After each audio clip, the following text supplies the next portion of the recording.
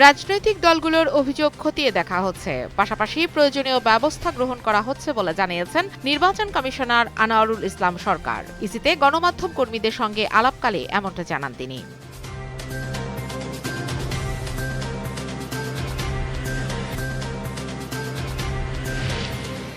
নির্বাচন কমিশনের ওপর বিএনপির শতভাগ আস্থা আছে। নির্বাচন কমিশন তাদের যোগ্যতার ভিত্তিতে সুষ্ঠু নির্বাচন আয়োজন করবে বলে আশা বিএনপির, মন্তব্য দলটির মহাসচিব মির্জা ফখরুল ইসলাম আলমগীরের।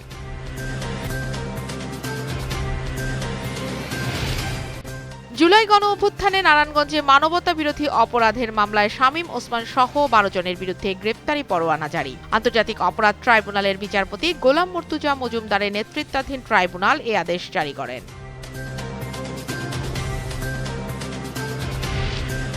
সিলেটের শাহজালাল বিজ্ঞান ও প্রযুক্তি বিশ্ববিদ্যালয়ের কেন্দ্রীয় ছাত্র সংসদ ও হল সংসদ নির্বাচন স্থগিত চেয়ে দায়ের করা রিটের শুনানি শেষ হয়েছে। দুপুরে রায়ের বিষয়ে আদেশ দেবেন হাইকোর্ট।